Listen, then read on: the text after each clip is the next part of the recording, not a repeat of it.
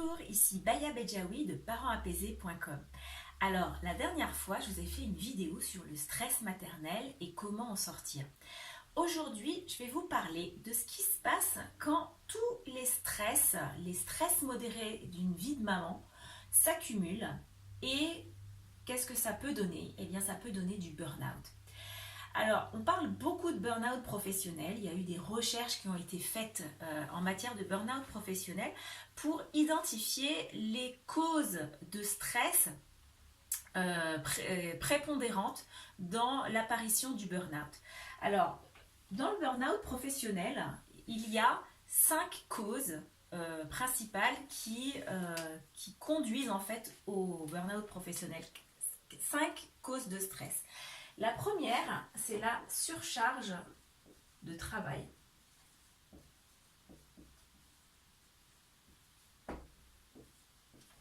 La deuxième, c'est l'absence de contrôle. Alors, quand on n'a pas de contrôle sur des événements ou sur une situation. La troisième, c'est l'imprévisibilité. Quand il y a beaucoup de tâches qui arrivent de manière imprévisible. Imprévisibilité. La quatrième, c'est l'absence de reconnaissance ou de récompense. Donc, absence de reconnaissance.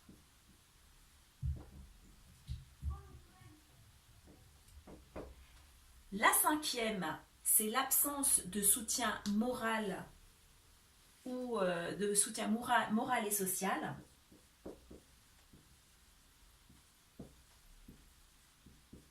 Absence de soutien. Et la sixième, en fait il y en a 6. Donc, et la sixième, c'est l'absence de formation adéquate. Voilà. Voilà. Qui est absence de formation adéquate à des responsabilités qu'on pourrait nous donner. Donc, tout ça, ce sont des causes des causes de stress, en fait, des causes majeures de stress qui peuvent conduire au burn-out professionnel. Et en fait, il y a des personnes qui se sont mises à faire des parallèles entre une profession, tout ce qui est stressant dans une profession et qui peut aboutir à du burn-out professionnel, et on fait le parallèle avec le rôle d'une maman. Donc dans la vie quotidienne d'une maman, eh bien la surcharge de travail, une maman travaille 24 heures sur 24, 365 jours par an, sans vacances et évidemment sans possibilité de démission.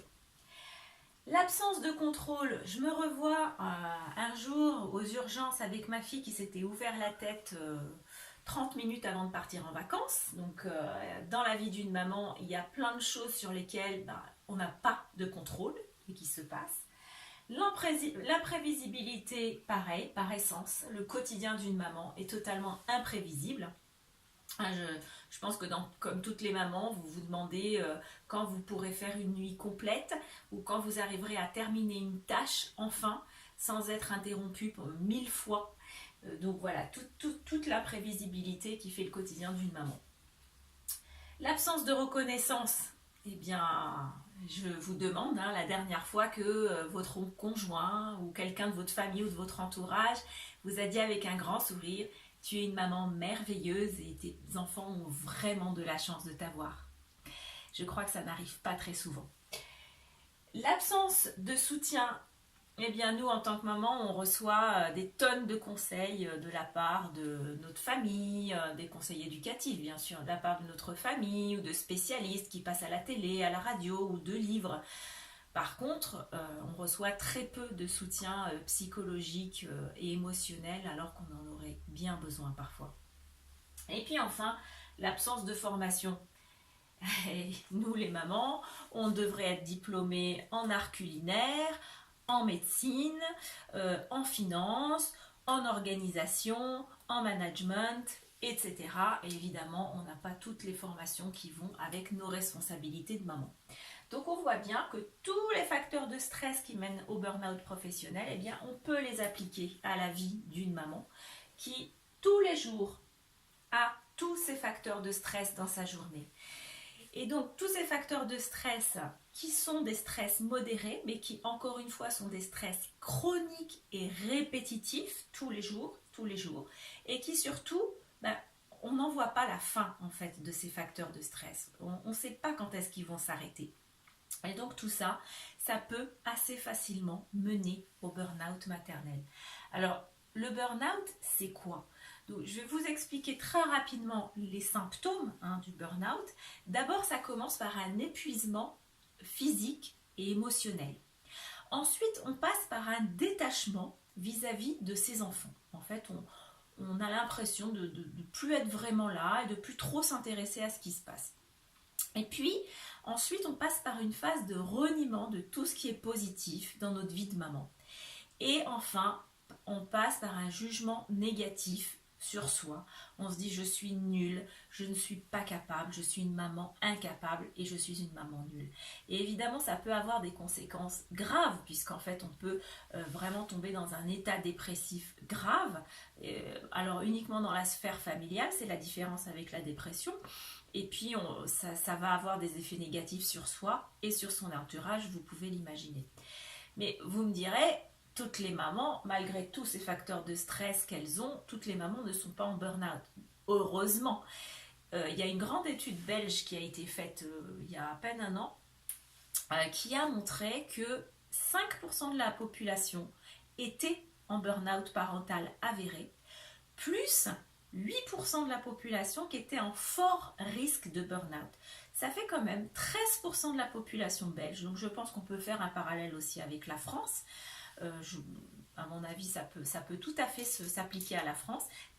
13% de la population est soit en burn-out avéré, soit à fort risque de burn-out. Ça veut dire que c'est quelque chose qui peut arriver assez facilement.